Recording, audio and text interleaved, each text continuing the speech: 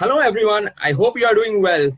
Essentially Sports is privileged to be joined by the inaugural UFC Flyweight champion and the current 1FC Flyweight Grand Prix champion, the one and only Demetrious Mighty Mouse Johnson.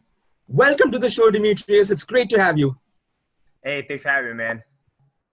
How's everything been in the last few months with the coronavirus? Obviously, their daily activities have been scuppered due to the lockdown and the terrible situation. How's it been in Washington, where you're currently based? For me, honestly, it's been fantastic. I'm not gonna lie. I'm a family man, and being an athlete, been an athlete since I was, 15 years old, and I typically don't take breaks. I think the last time I took a break from actually any athletics was my senior year of high school during track. So for me, I got 3 kids, my wife. So most of my time goes to them. So I've been hanging out with those guys, working out almost every single day with my wife at the field, hanging out with my kids, getting them into gaming. I've been gaming, working on my Twitch streams and my gaming career. So I can't complain. Obviously, it sucks to have the gyms down and I can't go train at AMC Pain Creation. But other than that, the only thing I miss is just training. So, but I'm enjoying the time with my family, and I won't take that for granted. Yes, of course, family time is obviously a boon, considering that it's one of the boons of the lockdowns. And you mentioned your gaming. Like, I've noticed that you're streaming a lot of Escape from Tarkov, and you put a poll recently of Call of Duty and Escape from Tarkov. Call of Duty won the poll. I mean, that's something that happens. But how has it been? Like, you've signed with Method Gaming recently, and Mighty Gaming has become really active ever since the lockdown happened. Can you take us through all of your streaming activities? Yeah, absolutely. So the whole thing with the Call of Duty and Escape from Tarkov poll, that came from a buddy of mine who also streams on Twitch. He says, "Man, your channel's never gonna grow if you keep playing Escape from Tarkov. You gotta play Call of Duty. You see Max Holloway playing with Nick Mertz, Tim the Tap Man." I was like, "Yeah, I see him, man." But at the same time, I truly enjoy playing Escape from Tarkov. When I stream, I understand it's about making content. I understand it's about catering to the viewership. But at the same time, I don't get 8 to 9 hours to stream every single day. When the time I get the opportunity to stream, I want to play the games I get to enjoy. I just got off. I literally just got off playing Escape from Tarkov. So with that being said, I really choose Escape from Tarkov. They Call of Duty. I just believe that Escape from Tarkov is a better game. It's more it's more polished. I think it's more realistic. And then when it comes to the whole method thing, that's unfortunate. Whatever happened to those guys, and right now I believe they're trying to rebuild the ground up. They released the 2 gentlemen who were with those allegations or whatnot. Yeah. So I'm looking to hope that they build it up from the ground up. And if the opportunity arises for me to join that team again and pick up where we left off, because we had some great stuff down in pipeline to create some great content, I'll be on board. Once you get rid of the bad apples, let's keep on creating content. Other than that, just trying to stay focused. I got something this weekend going to Los Angeles to film, looking for games with Cash Nasty, and also going to Gamer House on Vin TV. So I'm just trying to stay busy. I'm ready to get life back to normal. So just trying to stay busy. When you talk about getting the life back to normal, in addition to being an avid gamer, you are also a mixed martial artist. And you would have to continue keeping in shape for the eventual championship fight. Like, how has that training been going? You said you've been engaging in activities on the field. Apart from that, we have seen your kettlebell workouts, which look really impressive. Can you take us through how workouts have been throughout the past 3 to 4 months? Yeah, so a lot of calisthenic workouts, pull-ups, push-ups, squats, long distance running. I'm a long distance runner. I ran the mile, 2 mile in high school, ran half marathons. So I've always had great cardio. So I've been really focused on that, but it's pretty bad on your knees and your hips and your shins. So that's the only downfall from running long distance. And right now, my goal, I've been really trying to work on my 40-yard dash, trying to get in the high fours. Right now, I'm at a 5.08. So just trying to stay athletic. I think at the end of the day, the thing that sucks about COVID-19 is that I'm 33 years old. I'm only going to get older, right? As you get older, your testosterone goes away. You're not as fast. And I realize that. I realize that's a reality. It's just the way our bodies are built genetically. So for me, I'm just focusing on being athletic. And as long as I keep this athletic body going as long as I can, then I think, when COVID goes away and when we're able to get back to fighting where I'm 34, 35, 36, who knows? I'm way ahead if I would just sat on my butt all day. And I feel like doing the 40-yard dash is probably one of the most explosive things you Of can course. do in a short amount of Yes. distance. So that's literally what I'm going to focus on, is just being athletic. It's like doing the best with what you can do considering the situation. Is that it? Pretty much, yeah. All the gyms are closed. Me and my wife, we're literally starting to collect weights. Right now, obviously once COVID-19 hit, everybody was sold out. It was like, oh, we can't keep up with demand, so we're all sold out. So we're slowly trying to grab pieces of equipment that way. If this virus doesn't go away, or if another virus comes around, we're way more prepared this time. Of course, this is a lot. It's the thing that's faced in all over. But you were preparing for your match in April at Infinity One against Adriano Moraes. You earned the title shot on the back of your Grand Prix win. Now, were you going at full tilt for the preparations before it got postponed and eventually cancelled? Absolutely. We're in full force, feeling great. I even had stitches. I got headbutted, so I had stitches during training and got that sewed up and continued to train. So we're ready to go, full force. Is there a sense of frustration at the delays in the fight, or do you think that's a given considering the scene that the world is going through at present? At the beginning, I'm not gonna lie, I was very frustrated because at the end of the day, I'm an athlete, right? And that's the only Yes. way, us athletes make money is when we compete. And my window of opportunity is closing. I'm 33, gonna be 34 here, in 9 days. So I know my time is coming to an end. So for me, I want to be as active as possible. That way, when I'm ready to retire, I'm good to go. So that was probably the most frustrating about the situation. But after things kept going on, how bad the virus got, I was like, you know what? It is what it is. I got other things I can be working on. I can be working on my transition out of mixed martial arts, working on my gaming career. Yes. So I was like, okay, I'm going to put my full attention to that. And also with my kids, their school got locked down. So now they're doing homeschool. So a lot of my attention went to make sure we're homeschooling the kids. This year, they're going to be homeschooled for the year 2021. So that's Okay. another thing that's It's another challenge. yeah, it's another challenge. So for me, I have other challenges than mixed martial arts on my plate right now. So when people are like, "Man, are you excited to get back to fight?" I'm like, "Yeah, I'm excited when I have the opportunity to." But it's not a top priority for me right now. It's my children are my top priority. So it's my wife, and then comes gaming, and then so forth. Okay. And eventually, when you resume one of the priorities in your life, which of course is fighting, it's going to be the longest that you've ever been away from active competition ever since turning professional. Like your last longest break from competing was between the John Dodson fight in 2015 and the first Henry Cejudo fight. That was a 7.5 month gap. Now you last competed in November and it's almost August. We are almost 9 months and counting since you last competed. And also when you step into the competition again, it's going to be 8 years since Demetrious Johnson was a challenger. How do you prepare for such a fight with such a long gap and such a long time since you were a challenger? What's the different sort of aspects you would condition yourself in before heading into competition? Well, I think in the day, it's all about mentality and your mental capacity. For me, I always see myself as a challenger. Even when I was defending my belts, for 6 years straight, I always saw myself as a challenger. The only difference between a challenger and a champion is the challenger comes out first and the champion comes out second. That's about Okay. it. That's Um, from my opinion. And the long layoffs, they're hard, but I'm doing my best to stay active. I think this would probably be the most hardest layoff coming up because a lot of gyms are still open, right? Like yeah. America Top Team's still open in Yes, Florida. yes, slow. There's many gyms that are still open. AMC is not open. So so one of the gyms I also do train at is the YMCA. YMCA is closed. So I haven't been able to. I haven't swam in I think since February. That's one Oh of my my key God. workouts. For the cardio, right? What's that? For the cardio, the swimming is useful, right?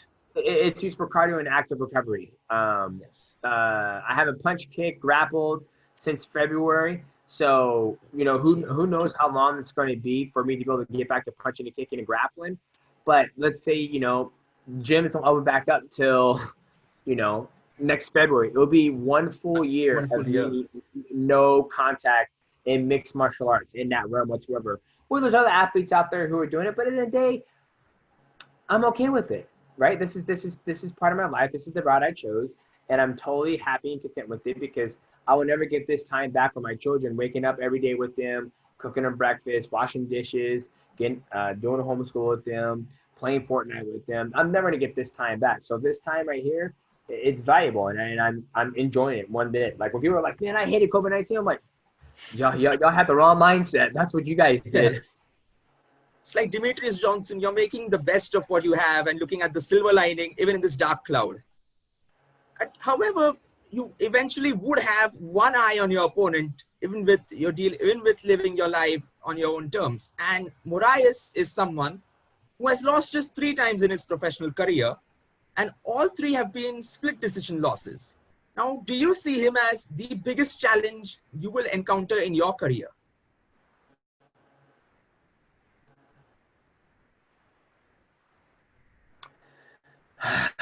I think he brings certain challenges to my career that I haven't faced before. He's a big guy. He's pretty tough in a weight class. He's got great, phenomenal grappling. But every opponent's tough, you know.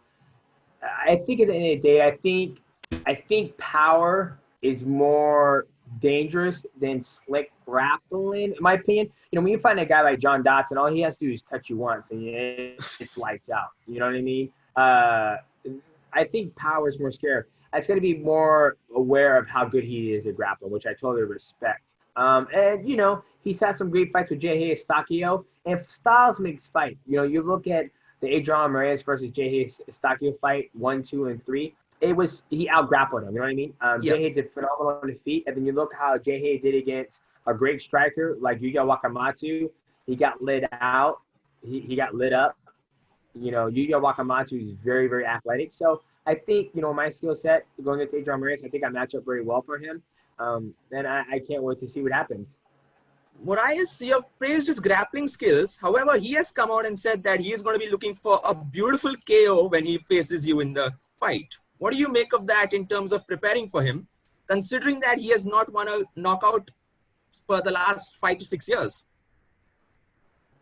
Well, I've been in this sport for a very long time, and I've heard that from guys who have more power than he does. I think at the end of the day, you know, him looking that way, I would assume, I mean, there's no secret that he's longer than me and bigger than me. So he could sit back and, you know, wait for me to cross distance and look for the knockout shot. And there's many ways, you know, you can play this fight. But at the end of the day, I've heard this so many times from Yuya Wakamatsu, from John Dotson, from the list just goes on. I've been fighting for a long time. So for me, it's nothing new. I mean, I've been here. Right into your head the fight. Is that it? What's that? They always try to get into your head before the fight by trying to predict what will happen. Maybe, and it's probably just him, you know, trying to, you know, create some noise or wave, you know. So, like I said, I've been doing this for a long time. A lot of people say the exact same thing. Like, I'm looking for a beautiful knockout, I'm gonna knock him out. You know what? If it happens, it happens. If it doesn't, you know, it doesn't. But I've been in this sport for a long time. I mean, I'm fucking 30. I'm 33, 34 years old. I don't care what people say about me. Of course, a decade in the sport really changes the perspective regarding what the opponents and other people think. But has there been any date as to when this fight might happen? Considering it was April and now one is back, but there's no mention of when the flyweight belt will be on the line. Yeah, I think right now with World Championship being back, you know, they've done their first fight back in Thailand. It went beautiful. You know, Rod Tang went out to defend his belt. Beautiful performance. And I think there's still some more hurdles we need to go through when it comes to international traveling. Obviously, all the guys who are fighting on those cards are in that country. You know, Thailand, you had a lot of Thai fighters. You had a lot of Thai fighters on that card. So I think it worked out that way. But I think for international travel, the last thing they want to have happen is have, you know, you're seeing guys all the time pop up with COVID-19 who are going to Vegas to fight on Dana White's Contender Series, to Island. I mean, it happens. You know what I mean? Like Mike Brown, Jorge Masvidal's coach, tested positive for coronavirus, and that's his coach. So all it takes is one person to get over there to, you know, Singapore or Japan or China, and they slip through the cracks, which, hopefully they don't, and the virus is back up and running again. So I think One Championship is trying to do it nice and right and slow. And when they get it right, in my phone, the phone call comes and the gyms open back up, then we'll get back to work. Now, having held the flyweight title in the UFC for so many years and having competed at one as well, you have dominated in two different promotions in two different continents. What would you say are the major differences in the UFC and one in terms of the audience or the ring and the cage? Anything you have seen different? I would say the only difference is that for me, I like my walkout music. I like rap. I like rap cussing, profanity, over in Japan and Asia. That doesn't fly because, they're strict television. That's the one thing I really notice. Other than that, obviously One Championship has a great walkout performance. You get your own kind of, it reminds me of the Prix Dream Days. The fans are amazing over there, especially in Japan. Truly love my Japan fans. And then obviously the culture difference, now, when I was in the UFC, it was all about mixed martial arts. You're fighting with the best mixed martial arts in the world. Over One Championship, you're fighting with the best, kickboxers, Muay Thai, mixed martial artists, submission grapplers, and you're also fighting in a cage or a ring. So there's a lot more dynamic over One Championship than there is in the UFC because they're just focused on mixed martial arts. So one's focused on all martial arts. What have been the differences? You have competed for a large part of your career in a cage and having to transition to a ring. Like, would there be any differences in your fight style or approach in the match and before the match? I thought there would be, but when I got ready to fight Tatsumi Wada, I trained in a ring. I trained more in a ring than I do in a cage, but I compete in a cage more than training in a ring, if that makes sense. So, honestly, it's just different. There's no way you can prepare for it. When you spend most of your pretty much 99.99% of your career in a cage, competing in a cage, you're still going to have that feeling, that process of getting into a ring. Eddie Alvarez, he's fought in a ring back in Dream. So he's kind of familiar. Same thing with my teammate Bibiano. A lot of my training friends and training partners, they grew up in Dream, fighting in Dream and Pride. So they're able to acclimate to that. Yep. So, and also, as you said, one is based on culture and they promote the values of integrity, discipline, honesty, humility, and all. Like, it's averse to trash talking. This is something you've been an advocate of throughout your career. Now, do you think trash talking is a vital selling point of a fight, or fights can be sold purely in terms of martial arts? And if so, do you think it should be encouraged or discouraged accordingly? I think at the end of the day, it comes down, my true gut feeling is that for me, I always stay humble, having humility. You can win, you can lose fights. And I think that mindset comes from you have to have an end goal in your career. In mixed martial arts, football, basketball, NBA, NHL, anything you do, you have to have an end goal. And as long as you are staying focused on that end goal, whether you win, lose, draw, get knocked out, submit him, knock him out, whatever, nothing else should matter. Everything else is just part of the game, right?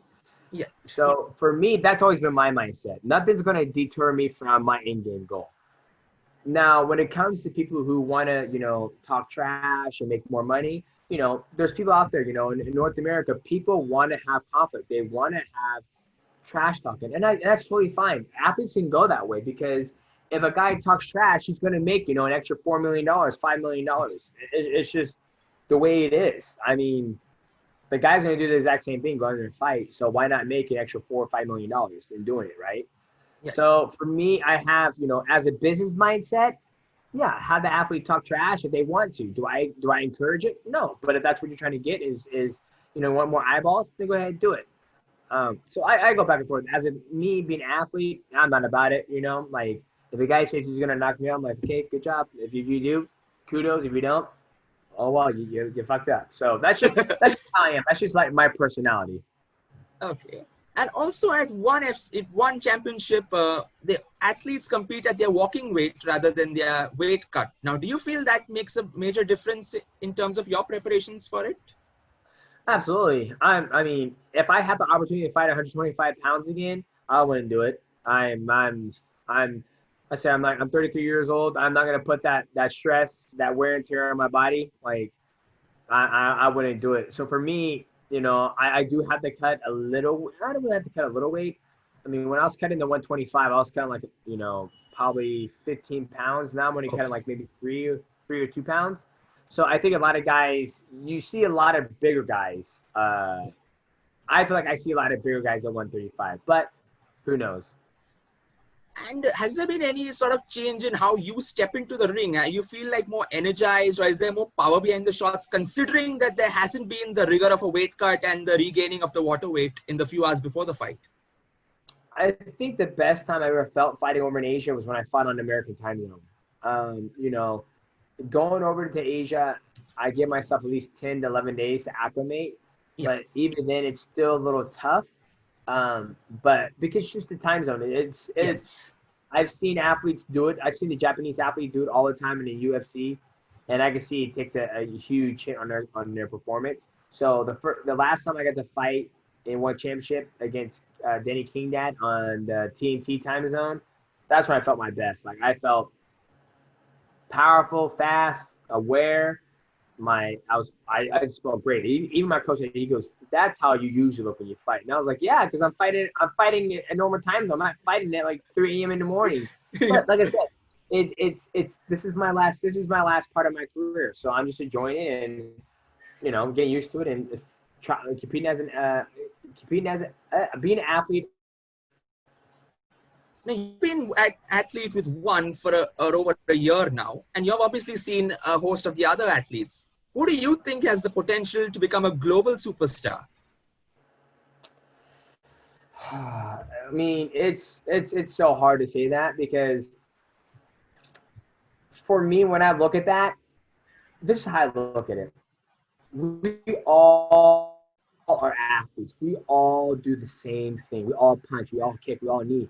We all do the same thing. You look at everybody's Instagram. They're all doing the same thing. Even me, I'm doing the same thing. I'm, working out, throwing kettlebells, all that stuff. So I think it's going to come out to what athletes can branch out into other things. Gaming, I got a Twitch channel, I got a YouTube channel. I'm also in UFC 4. And I'm not even in the UFC anymore. So I feel like it's whatever athlete can build their brand outside of what they're known for. For me, when I see athletes who kick and punch and all that stuff, I'm like, you close your eyes, look at another guy, he's doing the same thing. You close your eyes, look over here, he's doing the same thing. So I think it comes down to like, what are the athletes doing that separates them from the other? That's my personal opinion. So for me, it's very hard to say because I don't see what the other athletes are passionate about. That's the way I think he's passionate about fishing. He's passionate about his family. Martin Nguyen, same thing, but he's also into gaming. So, if he really takes a hold of his gaming career and start, pushing out content in the Call of Duty Modern Warfare, doing that stuff, showing the other side of himself, instead of being a badass fighter, then I can see him build his brand in a different area than just mixed martial arts, because you only can build up so far in mixed martial arts. Like that's my personal opinion. Until you start, you look at Conor McGregor, he's got his whiskey now. Yeah. You look at Dwayne Johnson, actor. Now he just bought XFL, and then he's also an actor. So he's building his brand even bigger. Kevin Hart. Those are the guys I look at. Like I look at those guys, and those are the guys like I need to get on their level where I'm like, okay, I got gaming, I got other things coming out of the pipeline. That's all separate from mixed martial arts. Deveson Figueiredo is currently the UFC Flyweight champion, and after the fight, you posted a tweet supporting Joseph Benavidez. Now, do you think Benavidez's chances are done at the gold, and is Figueiredo someone who is too powerful for flyweights? I don't think he's too powerful for flyweights. He fought Juicy Formiga, and Formiga beat him. And Joseph Benavidez knocked out Formiga 2 times. So, like I said, it's styles that makes fights. Yes. And the reason why I showed Joseph love, I know how bad Joseph wants to be a champion. I know how bad he wants to be champion. But at the end of the day, that's not the end goal. That's not the end game goal. The end game goal is to be able to retire and be able to have, something to show for, right? There's so many guys who compete in mixed martial arts, and when they're done, and they've had phenomenal careers, and when they're done, they have nothing to show for it. They have nothing to show for it. They have no investment, no house, no retirement. They're like, and for me, that's why I sent that message out to Joseph. And I was like, Joseph, like, you're still a legend. You know, just because you never wear a gold around your waist, you're still a legend. You know, let's say Figueiredo goes out there and loses the belt, which I don't think he is. He's going to lose the belt. People are going to remember Joseph Benavidez more than they remember the champion.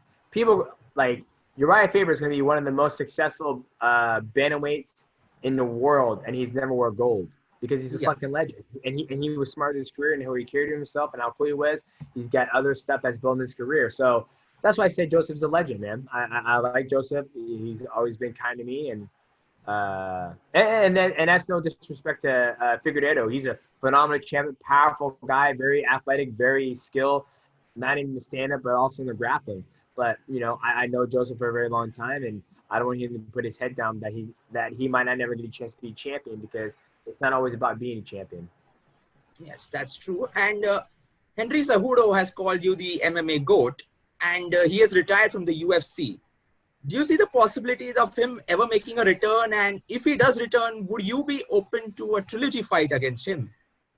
Well, obviously, Henry Cejudo is retired, and I think he's waiting for the right amount of money to bring him out of retirement. And I totally understand why he retired. He's like, you know, like I said, everybody has a different end goal, right? So his end goal, he might have reached it. He was like, flyweight champion, beat the MMA GOAT, beat the best bantamweight champion of all time, Dominic Cruz. So what's left? Like, what else am I supposed to do? Right? Like, you guys are paying me more money? Okay, I'll stay and fight. But if you guys aren't paying more money, then I'll just go do something else. So I can understand where he's coming from. You know, now he's like, you know, I'll come back and fight Alex Volkanovski for the featherweight belt. So that's something he's like, I understand what he's trying to do. He's either trying to get more money, or he's trying to do stuff that gets him excited. You know what I mean? Yes. Just like GSP. GSP's like, I was a welterweight champion. I was a middleweight champion. But, you know, I don't care to do anything else. But if Khabib Nurmagomedov wants to fight, that might interest me. See, these guys get in a place where they get to pick and choose what they want to do instead of like, oh, I have to fight. That makes sense. Yeah. Now, Henry beat you, and then he moved up and won the belt over there. And you fought at bantamweight in your early days in the UFC. Has moving up a weight class at one championship ever crossed your mind? To 145? Yes, to the bantamweight. Yeah, it's just crossed my mind, but the champion up there is Viviano Fernandez, and I have no interest whatsoever fighting my friend, coach, whatsoever. So for me, if I move to 145, it would just me being lazy, not when I have to cut weight. But it's crossed my mind. But no, just if it happens, it happens. So it's not really on the agenda. And if you win the flyweight belt against Moraes, you would have achieved a title in another promotion and virtually everything that there is to achieve. And considering that you mentioned your interest in gaming, how many more years do you see yourself competing at the top of your game as a martial artist?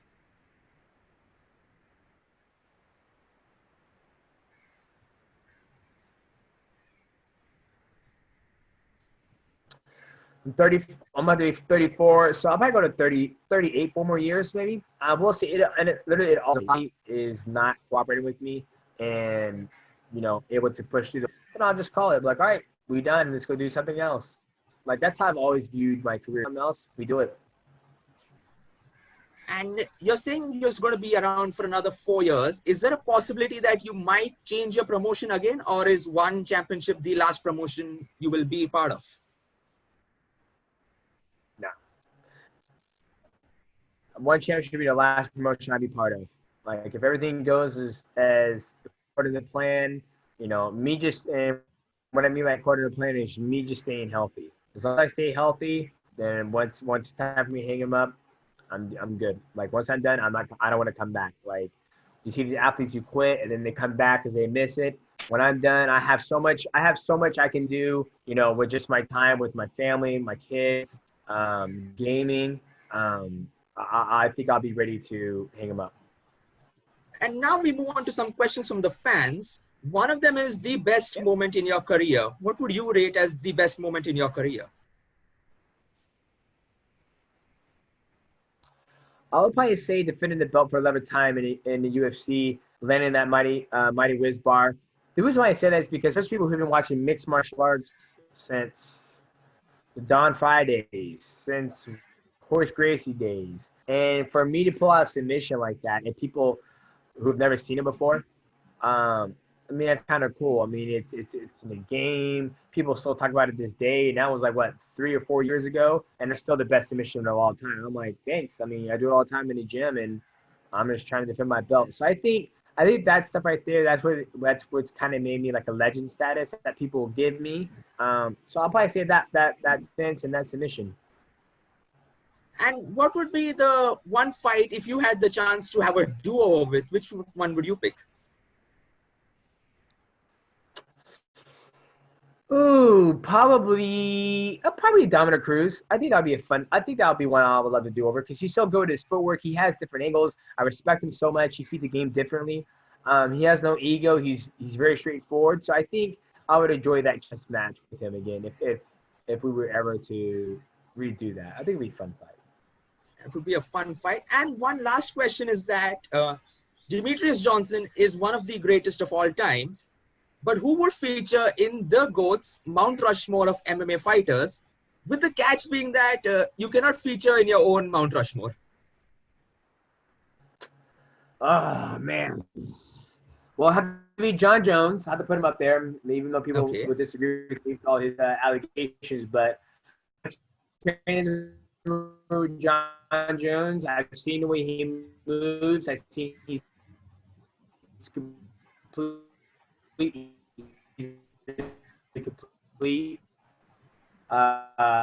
complete athlete, complete fighter. How many people go on Mount Rushmore? 4. A total of 4. You still there? All right, we there? Yep, we're there. Welcome back. Welcome back. Thank you. We were discussing about your Mount Rushmore. Mount Rushmore. How many people go on Mount Rushmore? We have 4 can feature on Mount Rushmore. Okay, so I'll give it to John Jones. I'll give it to, I think, Bibiano Fernandez. I think he's done a lot in the sport. Even though he hasn't fought over in North America, I think he would have been a UFC champion. I truly believe that. I think his grappling's way too good. His stand-up is good. He hits hard. So I think he'll be on Mount Rushmore. A lot of people want to probably, I'll say Gegard Mousasi. When he's on, he's on. I think he's one of my favorite to watch when he's on. When he's not lazy and he wants to fight, I think he always shows up. Okay. And then 4th, man. Oh God, man, it's hard. You know, I would say Anlong Song. I think if he ever got a chance to fight in North America, I think he would do very well. I mean, he did fight in Bellator, and he's had some kind of lot. He had a couple losses in Bellator, I believe. I think this Anlong Song with Henry Hooft, the way he's been fighting, like, I think he would do very well in North America. So for me, like, I have to see, you know, John Jones. He's beat fucking everybody. I mean, yes. There hasn't been one guy who's came close to being John Jones. With his length, his skill set, athletic ability, I just think, you know, he's good. You know, even GSP could be up there too, but I would have loved to see GSP fight more. You know what I mean? I would have loved to see him be more. I mean, Khabib Nurmagomedov. Actually, can I change my Rushmore? It's up to you, Demetrious. It's all yours. I'm going to have I'm push Musashi to the side. I'm going to throw Khabib in there. I think Khabib is probably one of the best to do it, especially he's undefeated. He's fought the best of the best. You know, obviously, I would love to see him compete more, but his injuries plagued him in a part of his career. Yes.